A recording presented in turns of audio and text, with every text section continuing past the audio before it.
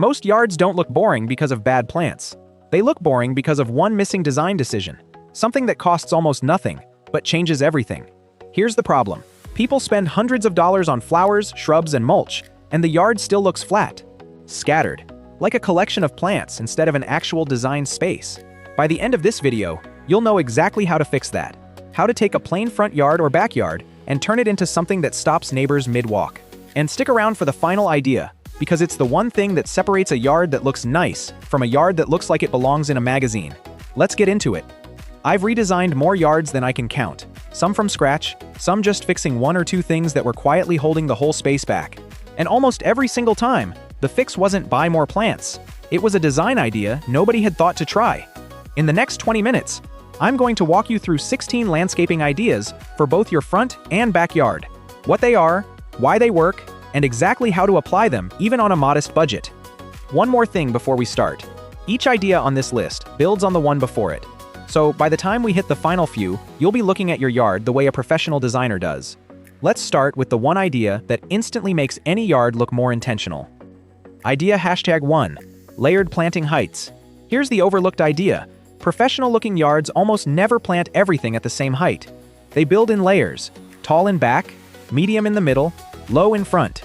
Most homeowners skip this because it's simpler to buy a flat of matching flowers and plant them in a straight, even row. It feels tidy, but a flat, single-height planting reads as decoration rather than design. Your eye has nothing to travel through. It just skims across one flat plane and moves on. The fix is simple. Think in 3 tiers.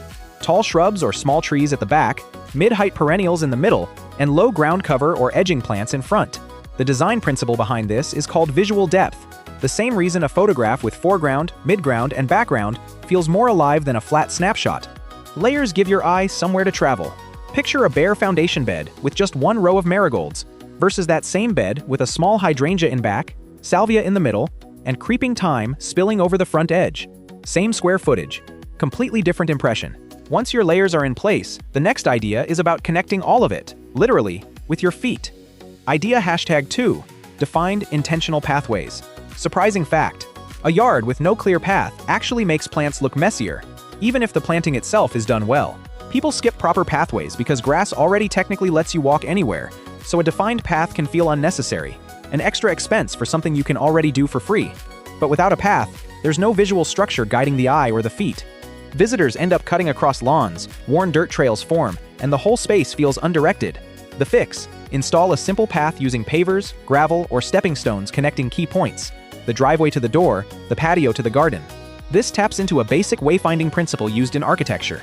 Humans subconsciously feel more comfortable in a space when there's a clear, implied route through it. A gravel path curving gently from the sidewalk to a front door instantly makes even a simple yard feel designed, rather than just planted. And once people can move through your yard properly, the next idea is about giving their eyes somewhere specific to land. Idea #3, a repeating color palette. Here's a myth worth debunking. More flower colors does not mean more beauty. Often, it means more visual chaos. We fall into this because every individual flower looks appealing on its own at the nursery, so we buy whatever catches our eye that day. Reds, purples, yellows, oranges, all in the same cart. The problem is, a yard with 10 random colors scattered everywhere reads as cluttered, not vibrant. Nothing feels intentional. The fix: choose 2 or 3 colors, then repeat them throughout the yard in different plants and different spots. This follows a core design principle called visual rhythm. Repetition is what makes a space feel curated instead of random. The same way a matching color scheme makes an outfit look put together instead of thrown on. A front bed with purple salvia, white alyssum, and silver dusty miller, repeated in 3 separate clusters, looks far more elegant than the same 3 colors scattered as single, isolated plants. Once your colors are working together, there's a totally different dimension of design most yards are missing completely. Height that doesn't come from the ground at all. Idea #4, vertical elements and living walls. Most people don't know this, but vertical greenery can make a small yard feel significantly larger, not smaller, the opposite of what most people assume. We avoid vertical features because they seem complicated, maybe even something reserved for professional installations, so we default to only planting outward across the ground. But a yard that only uses ground-level space wastes an entire dimension. It also means every eye-level view is fences, walls, or empty air. The fix: add a trellis with climbing vines, a vertical planter, or even a simple living wall panel against a blank fence or exterior wall. The principle here is about using all 3 dimensions of a space, not just the floor plan. The same reason a room with tall bookshelves feels more substantial than one with only low furniture. A plain, bare fence with climbing jasmine, trained up a simple trellis, transforms from boundary to backdrop in a single season. Now that we've built up, out, and around, it's time to bring people into the space entirely, starting with fire. Idea #5. A fire feature as a gathering point. Real-life scenario. You've got a nice backyard, decent plants, maybe a patio table, but nobody actually lingers there after dinner. That's usually because there's no reason to stay once the meal is over. People skip fire features assuming they're expensive, complicated installations requiring permits and major construction. But a simple fire pit, even a basic portable one, gives your backyard an actual reason for people to sit down and stay, especially once the sun goes down.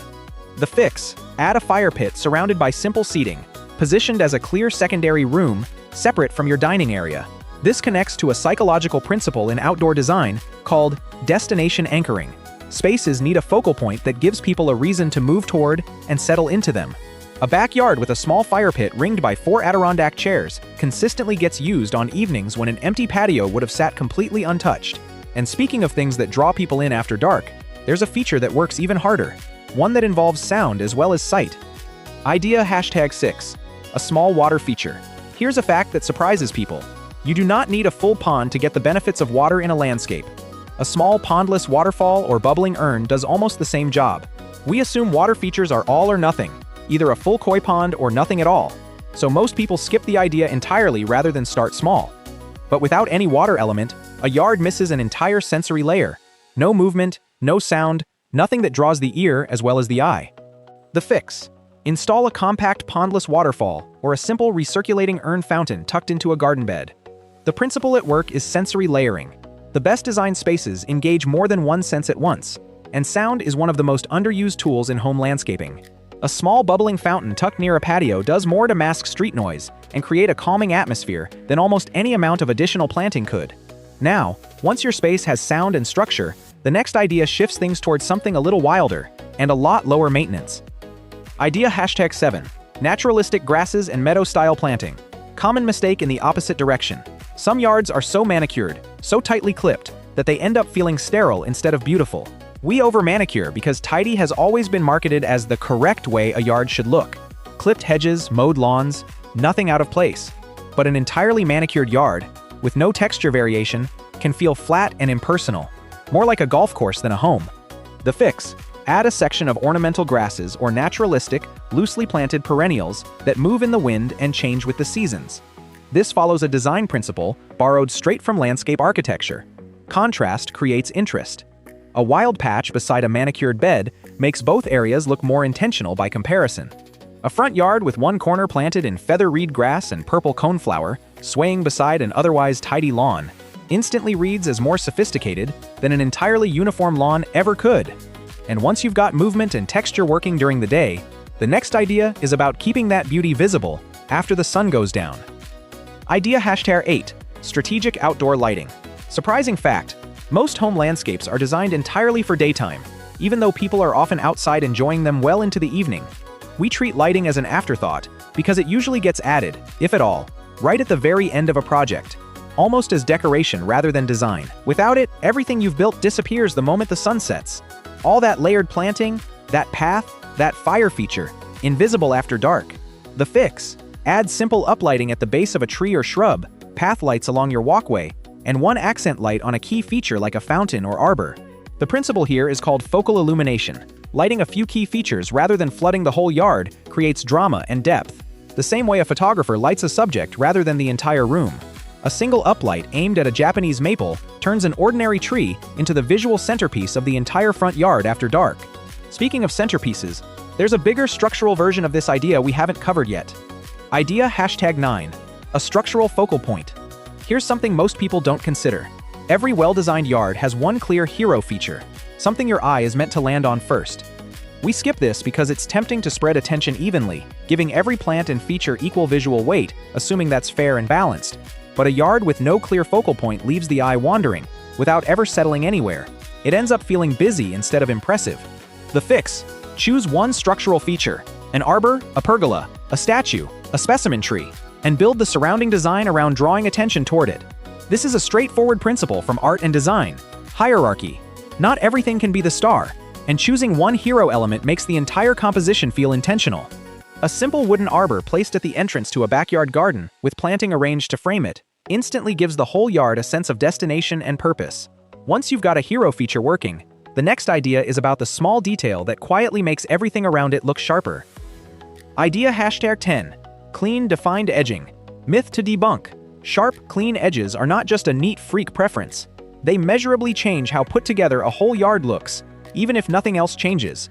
We skip crisp edging because it feels like a minor, cosmetic detail compared to bigger investments like new plants or hardscaping. But blurry, overgrown edges between lawn and bed make even a well-planted garden look neglected, while sharp edges make even a simple planting look deliberate. The fix: install a physical edging border, steel, stone, or brick, or simply recut your bed lines with a spade every season. This follows a basic framing principle, the same reason a picture frame makes artwork look more finished. The edge defines where the art begins and ends. A flower bed with fuzzy, creeping grass blurring into it looks messy no matter how nice the flowers are. The same bed with a crisp cut edge instantly looks professionally maintained. Now, once your beds are sharp and defined, there's a flexible design trick that lets you change your yard's look without touching a single permanent plant. Idea #11. Grouped container plantings. Real-life scenario: you've got a front porch with a single potted plant sitting slightly off to the side. It's fine. It's just forgettable. People use single pots because it feels like the simple, low-commitment option: one plant, one pot, done. But a lone container rarely creates impact. It reads as an afterthought rather than a design choice. The fix: group containers in clusters of 3 or 5, varying the heights and using a consistent color scheme rather than scattering single pots individually. The principle here is the same rule of odd numbers used by professional stylists and photographers. Groupings in 3s and 5s feel more visually balanced than pairs or single items. A porch with 3 grouped containers, a tall grass, a trailing vine, and a compact flowering plant creates far more visual impact than 5 scattered single pots ever could, using fewer total plants. And once your containers are working as a group, the next idea takes that same seasonal flexibility and applies it to your entire yard. Idea #12. Planning for seasonal color rotation. Here's a fact worth knowing: most yards look great for about 6 weeks a year and mediocre the rest of the time, because they were planted for a single peak season, not for year-round interest. We do this because spring is when garden centers are fullest and most tempting, so most of our buying happens in one seasonal window. The result is a yard that peaks in spring, then fades into a flat green backdrop for the remaining 9 months. The fix: intentionally choose a few plants for each season: spring bulbs, summer perennials, fall grasses or mums, and winter berries or evergreen structure. This connects to a planning principle used in event and retail design: staged reveals. Instead of one big moment, you create a sequence of smaller ones that keep the space feeling alive all year. A front bed with tulips in spring, coneflowers in summer, ornamental grass in fall, and a red-berried holly in winter never has a truly dead season, unlike a bed planted only for a spring peak. Now, once color is handled across the calendar, there's a privacy question most backyard designs still get wrong. Idea #13. Living privacy screens. Common mistake: putting up a tall, solid fence the moment privacy becomes a concern, without considering a softer, more beautiful alternative. We reach for a solid fence because it's the fastest, most immediate fix. Up in a weekend, problem solved, at least on the surface. But a wall of solid fencing can make a backyard feel boxed in and closed off, even while it's technically doing its job. The fix: use layered hedging, tall ornamental grasses, or a trellis with climbing vines to create privacy that still feels soft and alive, rather than like a barrier. This is a principle of soft enclosure from landscape design. Privacy achieved through living, textured elements feels expansive, while privacy achieved through solid walls feels confining, even at the same height. A backyard bordered by a mixed hedge of evergreen shrubs and ornamental grasses provides the same screening as a fence, while still feeling open and lush rather than boxed in. And once your space feels private, the next idea is about actually giving people a reason to sit down inside that privacy. Idea #14. Creating an outdoor living room. Surprising fact: the backyards people use the most aren't the biggest ones. They're the ones with a clearly defined seating zone that feels like an actual room. We treat outdoor seating as an afterthought because it's tempting to think of the whole yard as one big open space, rather than breaking it into purposeful zones the way we would indoors. Without a defined zone, a patio table just sits in open space, disconnected from everything around it, and people rarely feel drawn to linger there.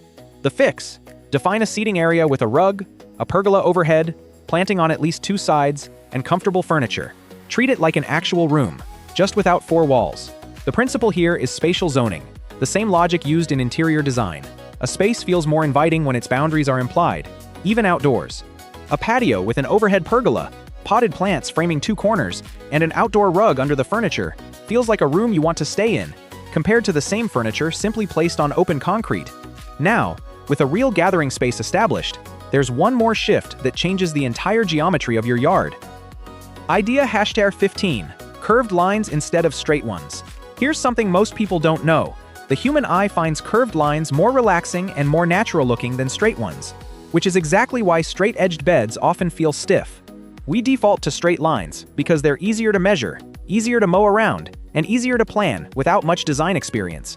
But strictly straight, rectangular beds can make a yard feel rigid and boxy, especially in a naturalistic garden style. The fix: soften bed edges into gentle curves and let pathways bend slightly, rather than running in a straight line from point to point. This is a principle borrowed from classic landscape architecture. Curved lines mimic patterns found in nature, while straight lines feel architectural and man-made, and most home gardens are aiming for the former.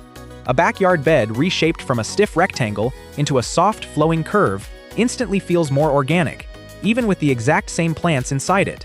And that brings us to the final idea, the one that ties every single one of these together into something that actually looks cohesive from the street to the backyard fence. Idea #16. One unified design language, front to back. This is the big one. Here's the mistake almost nobody addresses. Most homeowners design their front yard and backyard as 2 completely separate projects, with no connection between them. We do this naturally, because we experience the 2 spaces separately. You see the front yard for seconds while parking, and the backyard during actual time spent outside. They never feel like one project. But when the front and back don't share a visual language, different materials, different color palettes, different styles entirely, the whole property feels disjointed, like 2 different houses stitched together. The fix isn't more design elements. It's consistency. Repeat the same materials, the same 2 or 3 colors, and the same overall style, whether that's naturalistic, modern, or cottage, in both spaces. Here's the psychology behind it. This is the same principle behind strong branding. Repetition and consistency are what make something feel intentional rather than accidental. A property that matches itself, front to back, reads as designed by someone with a clear vision, even if every individual idea is simple. Think about 2 identical homes. One has a modern gravel path and steel edging in front, then a cottage-style backyard with white picket touches and mismatched pavers. The other uses the same warm stone, the same plant palette, and the same clean lines in both spaces. The second property will always look more expensive, more intentional, and more finished, even with an identical budget. That's the real secret underneath every idea on this list. It's never really about any single feature. It's about making sure all 16 of them are speaking the same design language. So here's the biggest takeaway from everything we just covered. A beautiful yard isn't about how many features you add. It's about how well those features work together, from your front walkway to your backyard fence line. If you take one action today, make it this. Walk from your front door to your back gate and ask yourself honestly, does this feel like one connected space or 2 unrelated ones? That single question will tell you more about your next landscaping move than any single idea on this list. Now I want to hear from you. Which of these 16 ideas are you most excited to try first? Tell me in the comments, because I read every single one.